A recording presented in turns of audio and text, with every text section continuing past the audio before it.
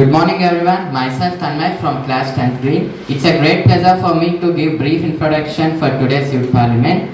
To give shape to our Prime Minister Sri Narendra Modi's vision of organizing youth parliaments in all parts of the country, Ministry of Parliamentary Affairs has developed a democratic ethos amongst the younger generation and have been implementing youth parliament programs since 1966.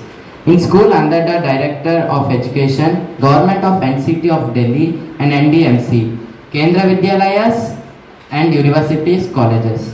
All recognized education institutions of the country are eligible to participate in this program. Kishore Shabha for the students of class 9 to 12, Tarun Shabha for the students undergraduate or postgraduate level. The registration for this participation will be done by the education institutions through the web portal. This year, the educational institutions have been recognized for Kishore Shabha till yesterday, and 4,700 institutions were given approval, and I feel proud that Fort City School is among one of them. Number of students participated under the Youth Parliament program of the Ministry till yesterday was 6,972. Now, let us understand the need of conducting youth parliaments in school. Dr. B.R. Ambedkar once said in one of his speeches in Constituent Assembly debates, there is both a daily and periodic assignment of responsibility of government. Thus, after thorough discussion, the parliament system was accepted for the country, and over the years, the system has proven to be successful. So, we can say that youth parliaments programs promotes a series of skills that, with proper teaching and guidance, are very important in the holistic development of an industry. The activities expose participants to current events and local politics and economic issues. The objectives of Youth Parliament are as follows: to make students understand the parliamentary procedure, to develop in students an insight into the working of Parliament, to make students consider public issues and form their opinion on them, to train students in techniques of group discussion, to develop in students an ability to arrive at a decision after group discussion, to develop them in them respect and tolerate for the views of others, to train students in group behavior. To witness the show, we have with our honorable and dynamic lady Principal Madam and Madhu Sir, Director of our school, and academic visitor Rauna Khan Ma'am. Dear friends, please put your hands together to welcome them.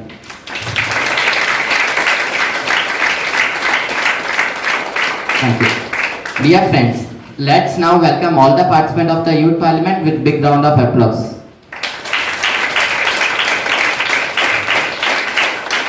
Welcome.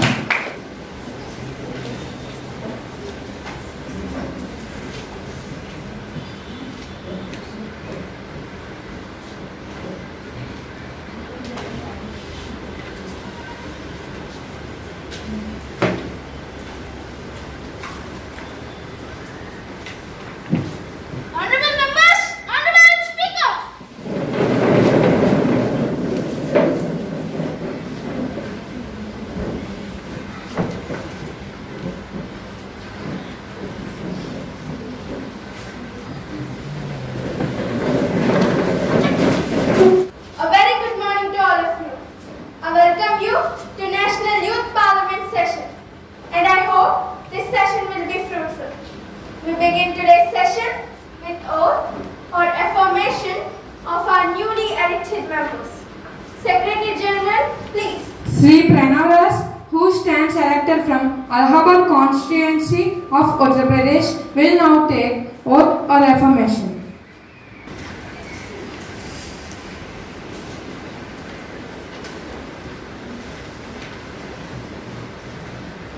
Sir, would you like to take oath or affirmation? Oath. In which language do you like to take the oath? English.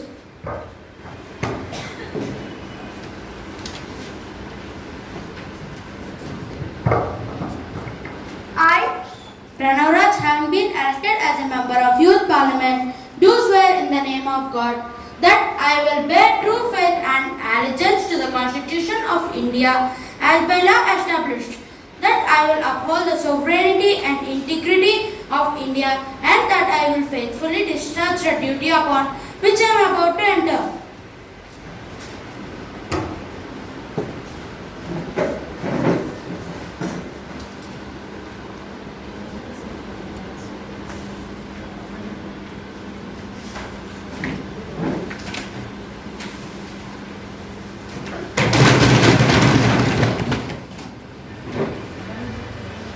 Srimati Bhudevi, who stands elected from Durgapur constituency of West Bengal, will now take oath or affirmation.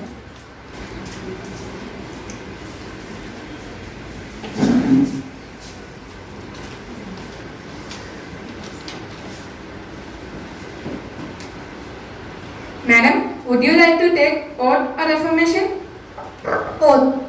In which language do you like to take the oath? English.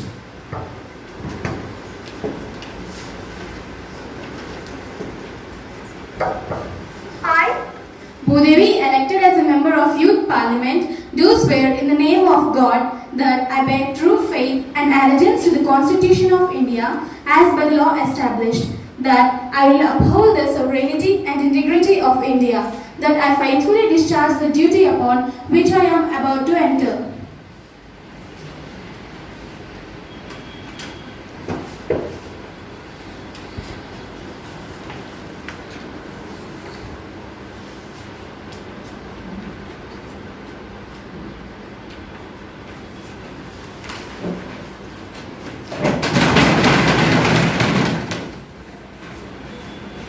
honorable members, I mourn the sudden demise of Sri Nandakumar Singh Chauhan, who was a member of current Lok Sabha.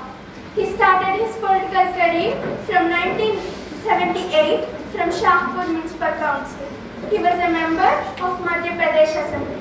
He was an MLA from 1985 to 1996.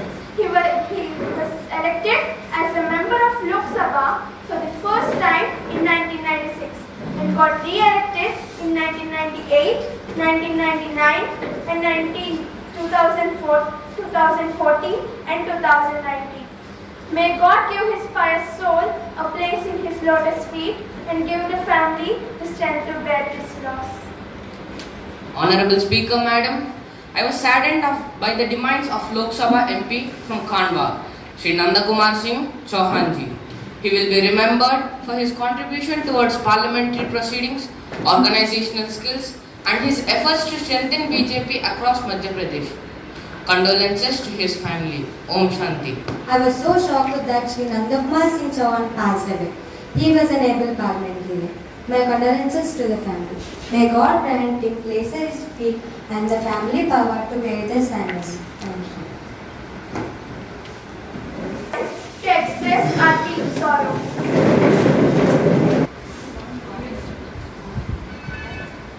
Thank you. Secretary General, may please convey the message of condolence to the bereaved family. I extend my deep condolence to the bereaved family. The Minister to introduce new ministers. Honorable Speaker, Madam, I have pleasure in introducing to you and through you to the House and my colleagues the new ministers. Sri Tanmay Raj, Honorable Minister of Space,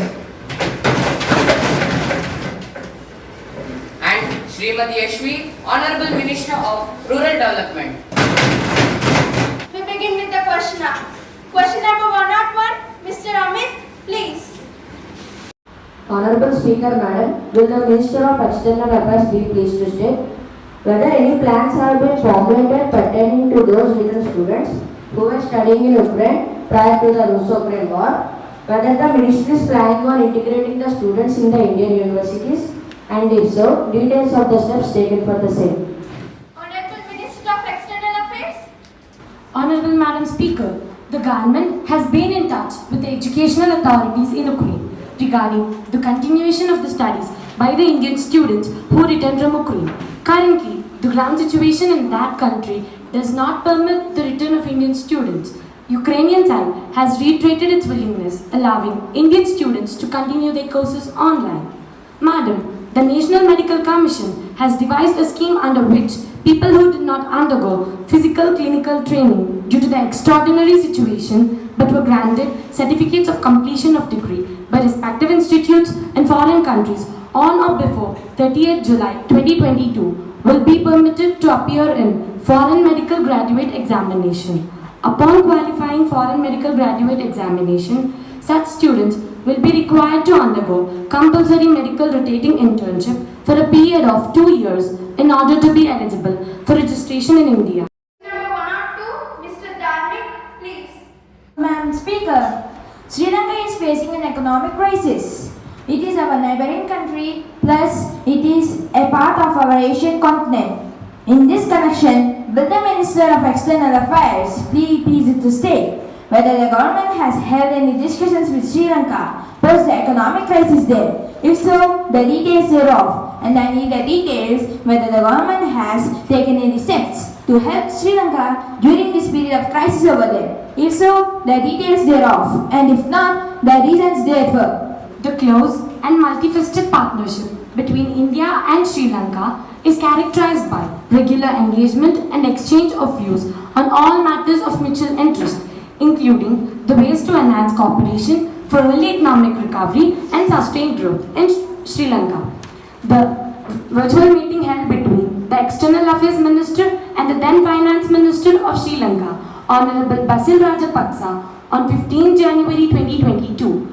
The visit of the then Foreign Minister of Sri Lanka, Honorable G.L. Pires, to India during 6 to 8 February 2022. Madam, under its Neighbourhood First policy, the government is committed to developing a friendly and mutually beneficial relations with all its neighbours. India extended $400 million currency swap to Sri Lanka under the SAARC framework and deferred successive Asian Clearing Union settlements till 6 July 2022. A line of credit of $500 million was extended to Sri Lanka for importing fuel from India. In addition, a credit facility of $1 million was Sri Lanka for procurement of food, medicines and other essential items. Question number 103, Mr. Pranay, please. Honorable Madam Speaker, will the Minister of Earth Sciences be pleased to state whether the government had formulated any plans to rehabilitate the people from low-lying coastal areas who may adversely impacted due to the rising sea levels in the coming decade, and if so, the details thereof. Honorable Minister of Earth Science, please. Speaker, sea level rise is an increase in the level of the world's oceans because of the global warming caused due to the burning of fossil fuels and emission of heat-trapping gases into the atmosphere. This results in the oceans getting warmer and sea levels rising worldwide. As per the 6th assessment report of the Intergovernmental Panel on Climate Change relative to 1995-2014, the global mean sea level is expected to be rise by 2100 is 0.28 to 0.55 meters under the very low greenhouse emission scenario.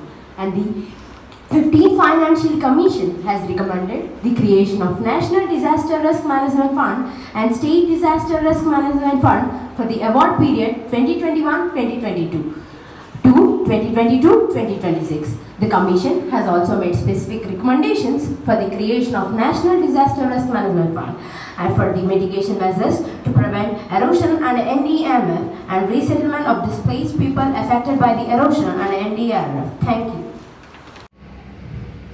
Question number 104, Srimati Amna, please.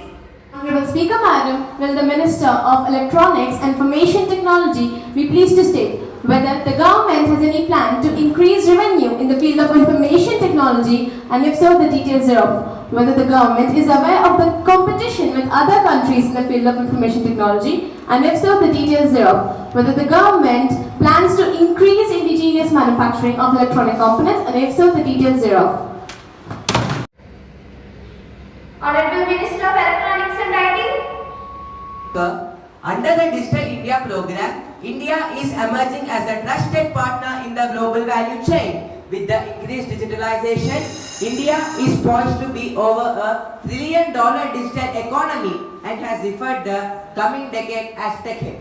As per the National Association of Software and Services Companies, the sector has grown around 16% from USD 196 billion in the financial year 2020-21 to USD to $27 billion in the financial year 2021-22, and hereby adding over 5 lakh jobs in the financial year 2021-22 to reach 51 lakh direct jobs. Honorable Madam Speaker, the government is aware of the competition the industry faces from the countries like Vietnam, Singapore, Philippines, etc. However, India continues to retain its leadership position in the field of IT with around 55% of total global IT sourcing market.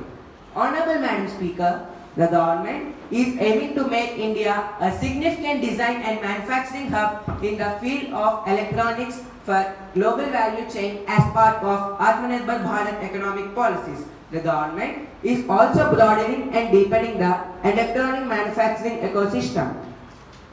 As per the National Policy on Electronics 2019, it envisions positioning India as global hub for electronics and also encourages for driving capabilities in the country. Thank you. Question number 105, Srimati Pramita, please. The Speaker Madam, will the Minister of Coal and Mines be pleased to state whether the government has taken any new initiative to check the shortage of coal in the country for proper functioning of thermal power stations? If so, the details thereof and the steps taken by government to control the shortage of coal in the country. Honorable Minister of Coal and Mines, please. I want to convey that there is no shortage of coal in the country. The All India coal production in the year 2021-22 was 778 million tons in comparison to 716 million tons in year 2020-21. Further, in the current financial year, the country has produced 204 million tons in comparison to 156 million tons during the same period of last year. As per Ministry of Power, there is only 1% gap between the energy demand and the requirement. This is based on the factors other than the inadequacy of power availability in the country. Example, financial constraints, commercial reasons, and forced outage of generating units and distribution network constraints, etc. Thank you. 106, Mr. Nikhil, please. Honorable Madam Speaker, will the Minister of the Railways be pleased to state the details of the plan chalked out for the privatization of the railways? The routes that have been planned by the government to be handed over to private operators. Whether the privatization is likely restricted for only passenger trains or will it also include goods trains, and if so, the details in this regard, the details thereof. Honorable Minister of Railways. Speaker, there is no such proposal to privatize the Indian Railways. However, it is estimated that Indian Railways would need a capital investment of 50 lakh crores up to the year 2030 for network expansion, capacity augmentation works to enable better delivery of passengers and improve other modal share in transport. The gap in capital funding, we have planned to use public-private partnership in few initiatives. Question number 107, Srimati Dhruti, please. Madam, will the Minister of Personal Ordinary Grievances and Pensions be pleased to state the details of the success achieved in the space sector under the program Atmanirbhar Bharat along with the fund allocation in this regard? If so, the details of the futuristic action plan envisaged by the government in this sector, state-wise or union territory-wise. Honorable Minister of Public Personal Grievances and Pensions, please. Honorable Speaker Madam, the Citizenship Act 2019 aimed to facilitate the grant of citizenship to the people belonging to Hindu, Sikh, Buddhist, Jain, Christian and Parsi communities from Afghanistan, Pakistan and Bangladesh and entered India on or before 31st/12/2014 and have been examined for the Penal Provision of the Foreigners Act 1946 and the Passport Act 1950. And the rules made thereunder by amending the Passport Rule 1950 and the Foreigners Order 1948. The wide notification date 7/9/2015 and 18/7/2016. The CAA has come into force on 10/1/2020. The person covered by this amendment has been applied for the Indian citizenship after appropriate rules notified by the central government. Number 108, Srimati Tavani, please. Speaker, will the Minister of Space be pleased to state the exact sizing of the global space economy, which is a complex exercise and matter of much debate? 2019 estimate pegs the global space economy at $360 billion with India's share at approximately 2%. Honorable Minister of Space, please. Madam, India has made significant progress in space technology and its applications, which was led by ISRO. The nation has acquired indigenous capabilities across all domains. Space transportation system, space assets comprising a fleet of satellites catering to the needs of Earth observation, satellite communication, ground infrastructure, and a host of operational programs to address the needs of man and humanity. Question number 109, Srimati Apurva, please. Honorable Speaker, Madam, will the Minister of Defence be pleased to state whether the government proposes to recruit women in the Indian Navy? If so, whether the government has taken any steps in this matter so far, and if so, the details thereof, and if not, the reasons therefor. Honorable Minister of Defence, please. Honorable Madam Speaker, women are being recruited in the Indian Navy since 1992 and are also employed in various branches and specializations on board ships and ashore duties. Consequent to the Department of Military Affairs notification number RP 3312, women are also eligible for being sailors in the Indian Navy. Question number 110, Srimati Chinmay, please. Honorable Madam Speaker, will the Minister of Defence be pleased to state whether the coastal monitoring and surveillance on real-time basis is being uniformly carried out by the Coast Guard around the coastline of the country? If so, the details thereof, and if not, the reasons therefor. Whether it is a fact that ocean surveillance radars are primary means through which coastal security is carried, but can prove harmful for the environment. If so, the details thereof and the reaction of government thereto, and the steps taken by the government to strengthen the coastal security and protect vulnerable coastal ecosystem from further climatic degradation. Honorable Minister of Defence. Speaker, coastal monitoring and surveillance is being carried out on real-time basis by Indian Coast Guard around India's coastline through a chain of static sensors consisting 46 radar sensors around India, which have been established under Coastal Surveillance Network. Deployment of ships and aircrafts to ensure maritime law enforcement, search and rescue, coastal security, pollution response, and other chartered duties. Coordination with major and non-major ports by ships on patrol and surveillance through coastal security. Integration with coastal community through community interaction program. Question number 111, Srimati Bhuvana, please. Will the Minister of Education be pleased to state whether the IIT Tirupati has concluded its placements for the batch passing out in 2022? If so, how many job offers were provided to the students during the year 2022? If so, the details thereof, and if not, the reasons therefor. Honorable Minister of Education, please. Speaker, IIT Tirupati has concluded its placements for the batch passing out in 2022. As per the annual report, over 140 recruiters participated in the placement process and successfully placed 180 students in various new age job profiles. The highest and average package offered during 2022 placements was 69.45 lakh per annum and 15.54 lakh per annum respectively.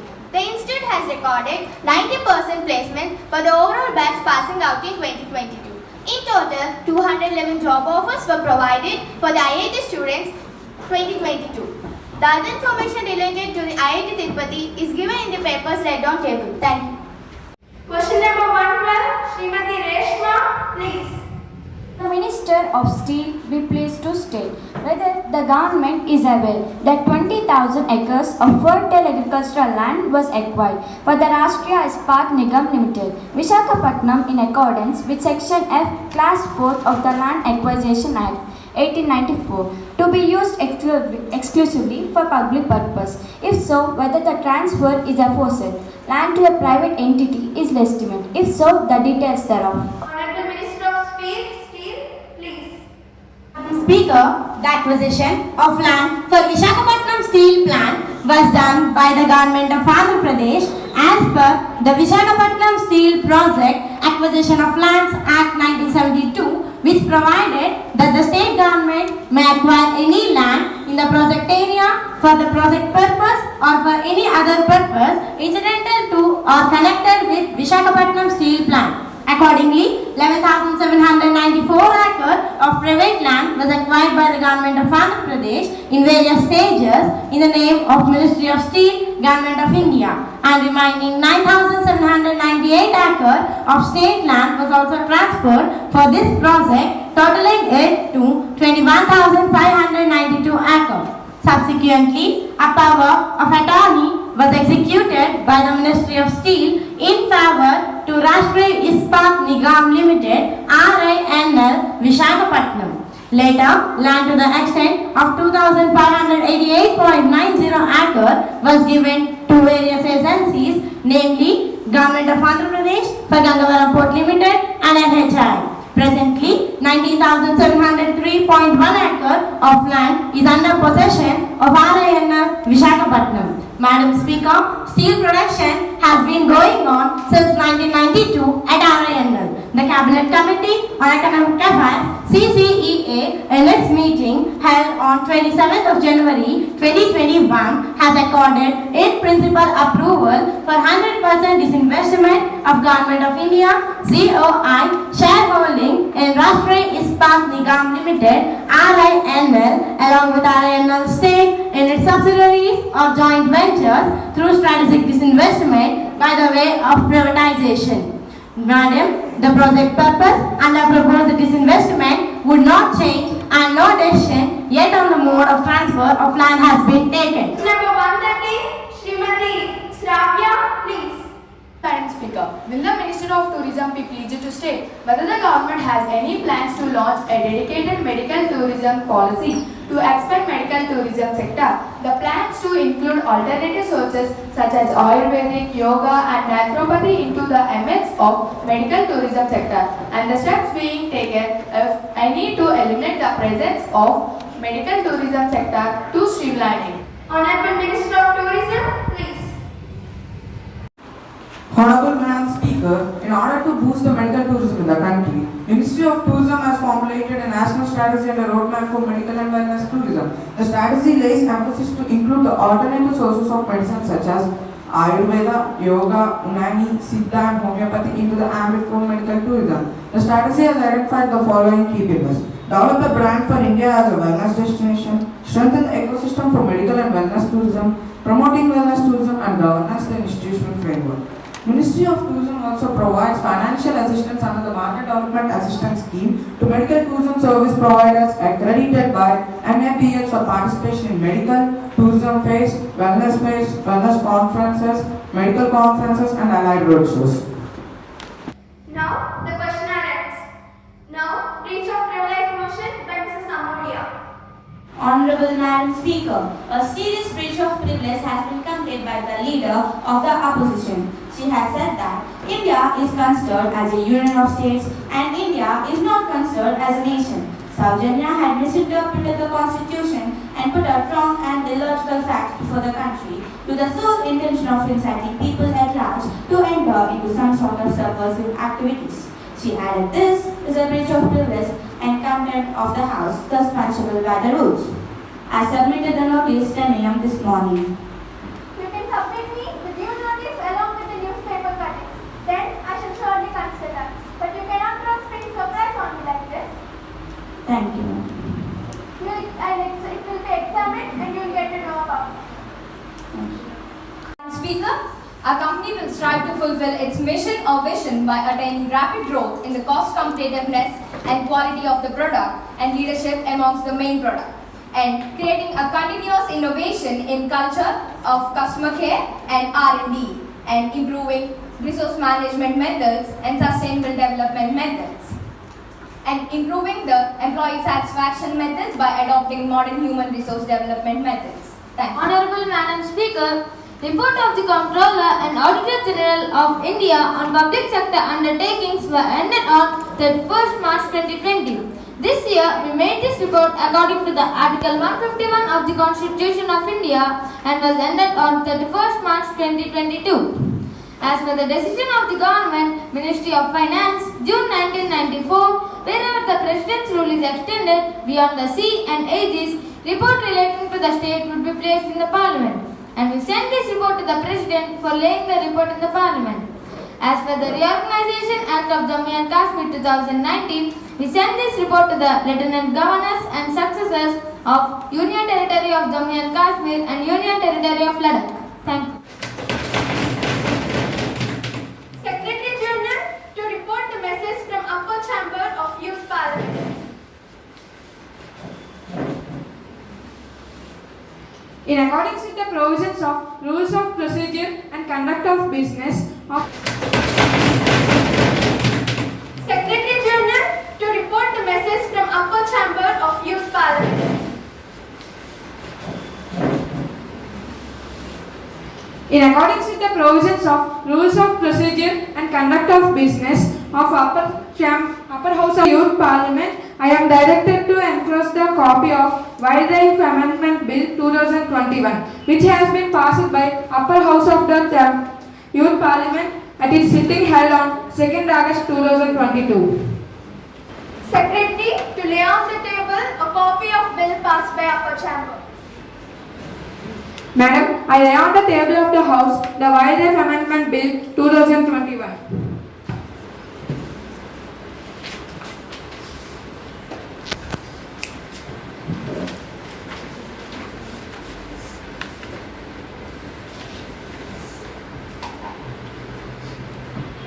Honorable members, I have to make an important announcement. On my own behalf and on the behalf of honorable members, I have great pleasure in extending our warm and hearty welcome to the beloved guests from UK and USA delegation. Maria from UK delegation, Speaker. Steve, Deputy Speaker from UK delegation. Mr. Kevin, Deputy Speaker from US delegation. Haley, Panel Speaker from USA delegation.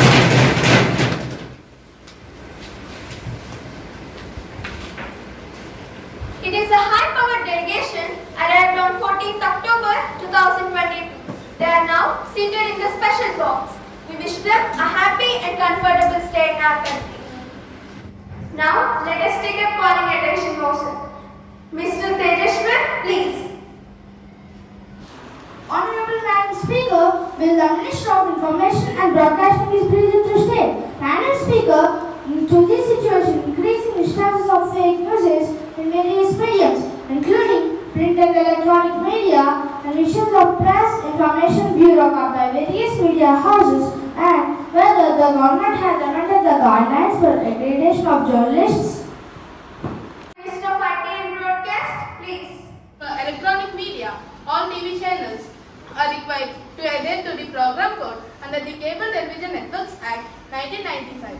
And for electronic news, the government has already notified the Information Technology Act 2000. Appropriate actions are also taken place where violation of codes, norms and rules are found.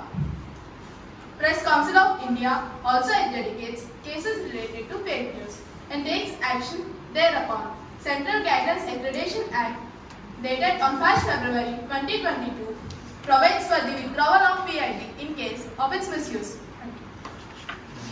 Mr. Baladitya, please. Honorable Madam Speaker, whether the government proposes to strengthen the mechanism to check adulteration in food products and consumable items in the country? Honorable Minister of Food and Civil Supply, please. Madam Speaker, the implementation and enforcement of food security and standards, FFC Act 2006. The rules and regulations made under here primarily lies with the states or union territory government. To ensure the compliance with these provisions, the state government or union territory government often performs regular surveillances, monitoring and inspection activities. Thank you. Well, Madam Speaker, I hopefully wanted to introduce a bill further to repeal farm laws. The bill repeals 3 farm laws passed by the Parliament in September 2020. These are Farmers' Agreement on Price Assurance and Farm Service Act 2020. The Farmers' Produce Trade and Commerce Act 2020. These laws were enacted to provide a framework for contract farming, facilitate barrier free trade of farmers' produce under various state agriculture marketing committee laws, and regulate the supply of food only under extraordinary circumstances such as war, famine, and price note that in January 2021, the Supreme Court had stayed the implementation of the three formulas. The question is that the bills are provided for more to introduce a bill for the further repeal of formulas passed by Parliament 2020. Those who are in favor will please say aye. Aye. Those who are against will please say no. No. I think the ayes have it. The ayes have it. The ayes have it. The leave is granted. Now, the House will take up the consideration of Commission of Nirbhaya Bill 2013. Ministers, please. Madam Speaker, I would like to introduce a bill called the Nirbhaya. The main reason behind this bill is the sentencing that took place on 16th December 2013. The main objective of this bill is to prevent the commitment of same crime again in the future. This bill not only recognizes rape case but also recognizes sexual harassment, voyeurism, stalking and acid attacks as punishable offences. This bill goes for life imprisonment as maximum sentence but still provides death penalty if the victim is found in a vegetative state. This bill punishes hospital and police authorities if there is a failure in registering cases or providing good treatment. The police should register each and every rape case and it's the civil society's duty to report any case that comes to the knowledge of the person. If anyone fails to report the case or about the investigation scene, then it is considered as an offence as per the bill. Certain offences were added into the Indian Penal Code such as Section 326A and Section 326B on acid attacks, Section 354A on sexual harassment, Section 354B on assault on women, Section 354C defines voyeurism and Section 354D defines stalking. Thank you. Madam Speaker, in the Nirbhaya case, we saw that one of the convicts is a juvenile for a few months less than becoming 18, so he just got out with 3 years of punishment. Don't you think that many people take advantage of this and force police juveniles under?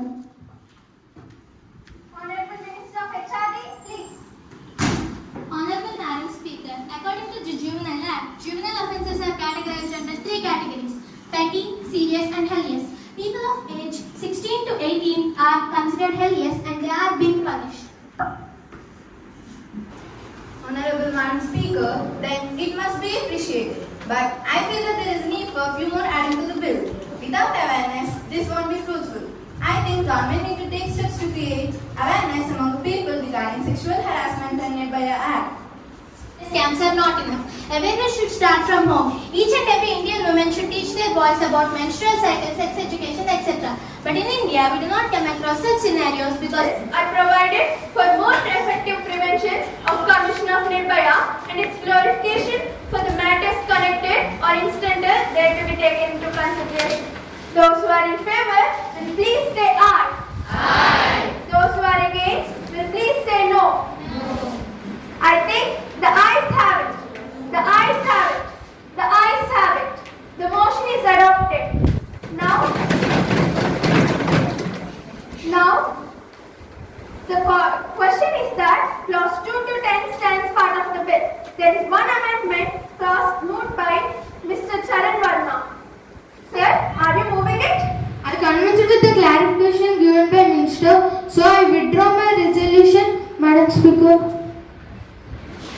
Now, clause by clause consideration. The question is that clause 2 to 10 stands part of the bill. Those who are in favor will please say aye. Aye. Those who are against will please say no. No. I think the ayes have it. The ayes have it. The ayes have it. Clause 2 to 10 stands part of the bill. Now, the question is that clause 1, the enacting formula and the title stands part of the bill. Those who are in favor will please say aye.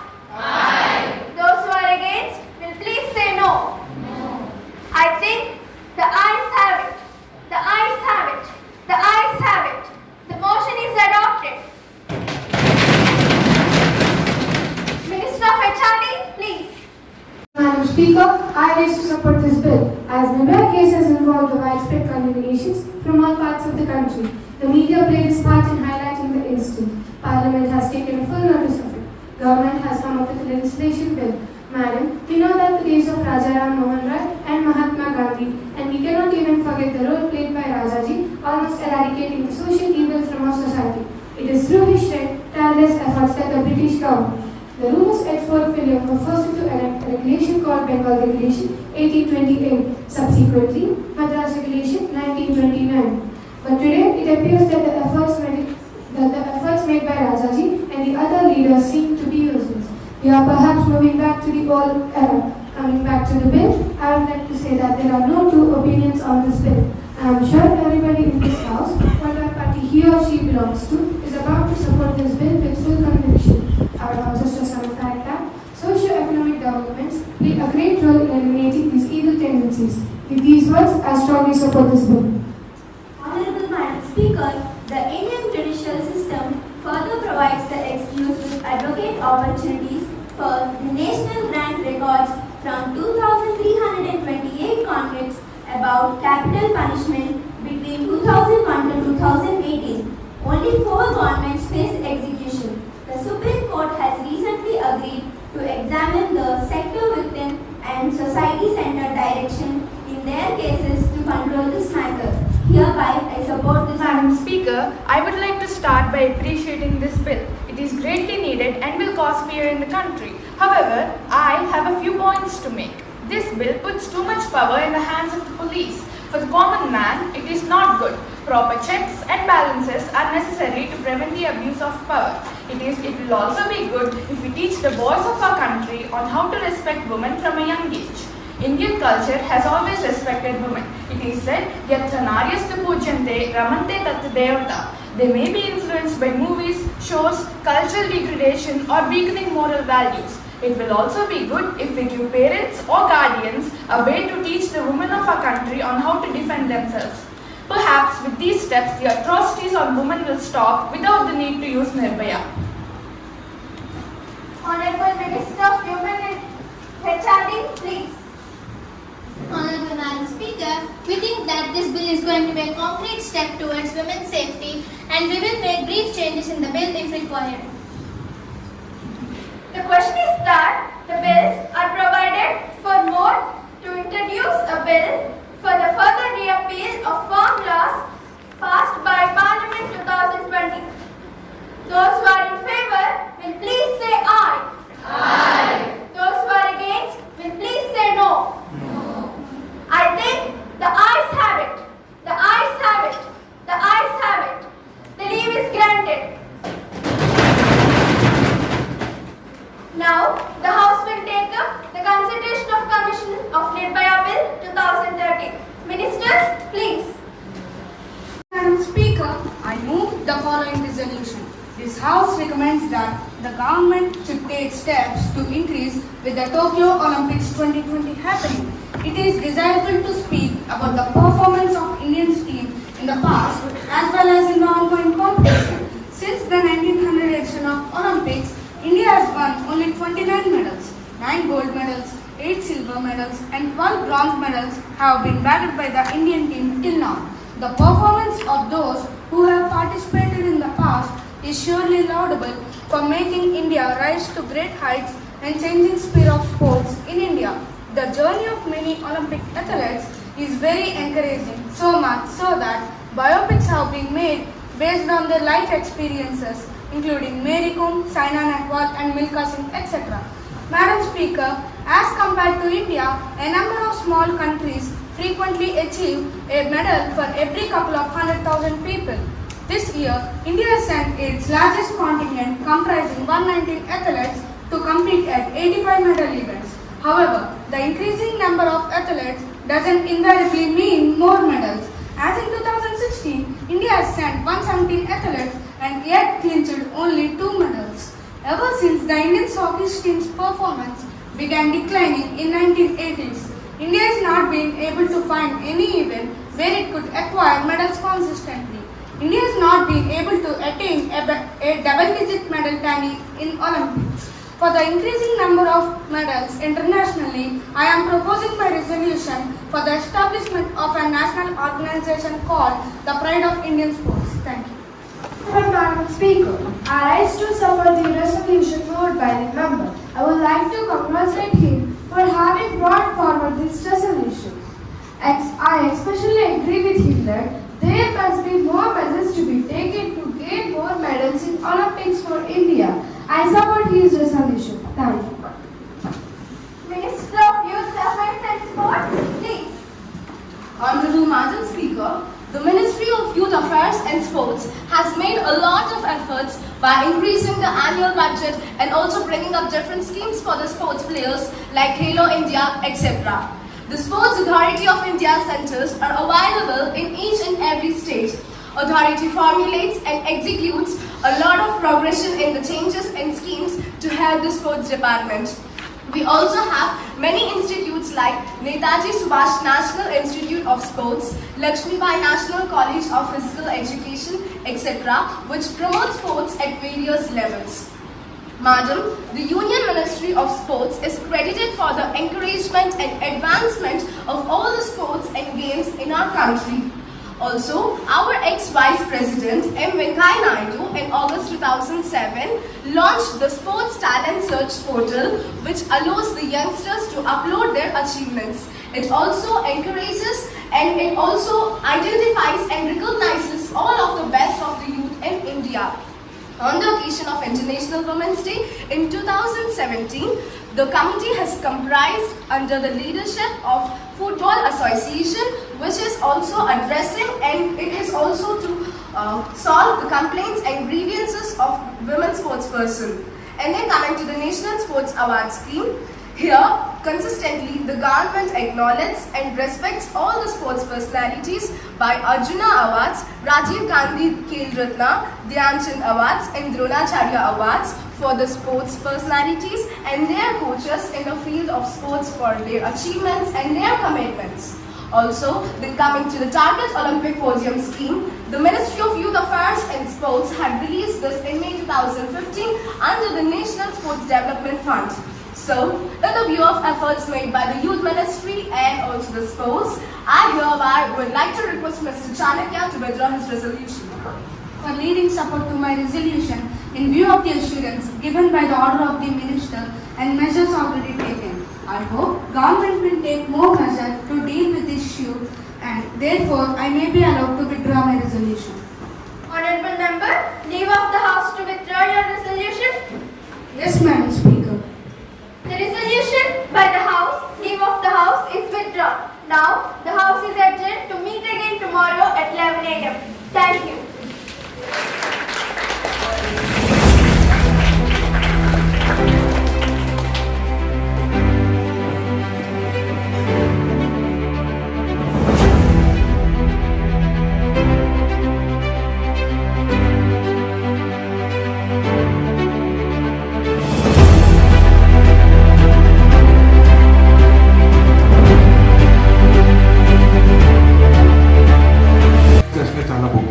గొప్పగా conduct చేశారు. Very good, very good.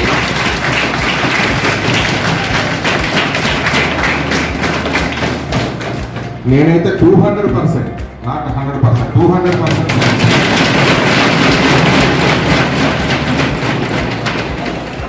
ఎవరెవరు ఏ roles తీసుకున్నారో ఆ roles అన్ని 100% satisfy చేశారు. Speaker excellent, everything.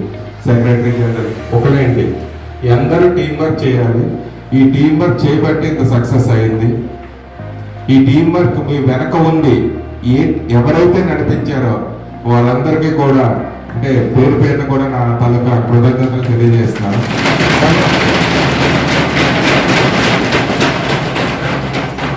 ఎందుకంటే ఎవరెవరు ఉన్నారో నాకు తెలియదు కాబట్టి ఒకరిద్దరు పేరు చెప్తే మిగిలిన వాళ్ళు కూడా బాధపడకూడదని నేను నేమ్స్ కూడా చెప్పట్లేదు అందుకోసమని. So each and every role పోషించిన ప్రతి ఒక్కరికి కూడా మెనీ మెనీ థ్యాంక్స్. సో ఇలాంటివి ఇంకా మీరు పార్టిసిపేట్ చేస్తూ ఇంకా మీడియా టీచర్స్ అందరూ కూడా కొత్తగా ఇన్నోవేటివ్గా పిల్లల్లో ప్రతిభ ఉన్నదని తెలియడానికి ఇదే నిదర్శనం అండి.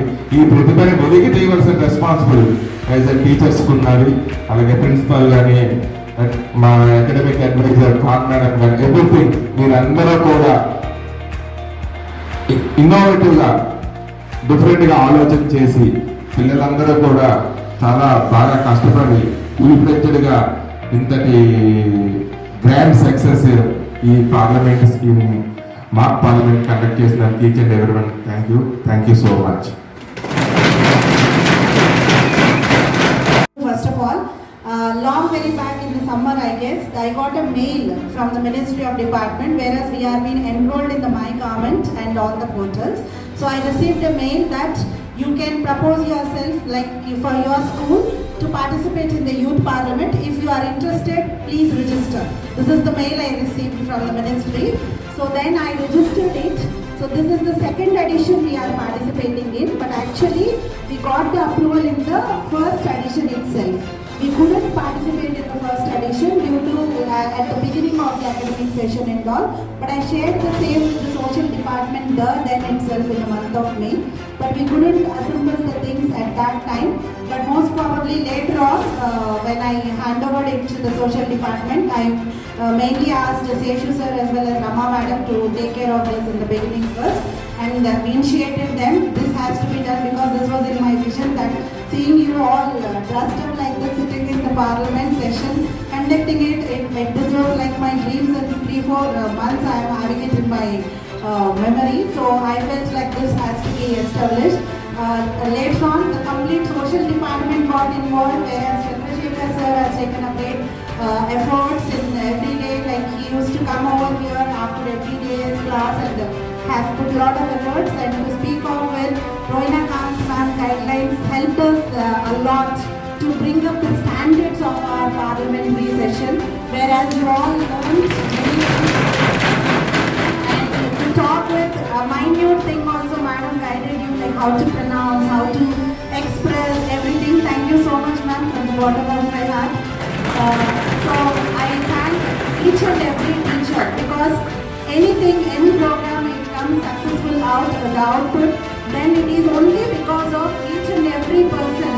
You may be, there may be a small kid who is sitting very silent over here with no dialogues, but he is also the part of team and he made the program success. So that is how I feel each and every, the hires who cooperated for us to bring up these things. And I must say, our chairman sir, when I brought this thing to him, he just said, very good, you please conduct. He is always very cooperative. Chairman sir, it is very privileged to have such a management for all of us. Even Mother sir, they never say no for any kind of program, whatever it is to be conducted for the improvement of the skills and the communication skills. So they always say yes, go on with that ma'am. So I thank management for giving all the cooperation and arranging all these things. Last but not the least, every one of you, you just lived in your roles and you made it a very grand success. The big approach for all of you. Tap your shoulders for yourself, say well done. So that's a very good thing to be done. So we are looking forward. Now I got confidence. You are all suitable enough to do any of these things, and now we are competing national wide. So I hope we go to the international levels in the coming days with all the support of your faculty. Thank you so much for everyone.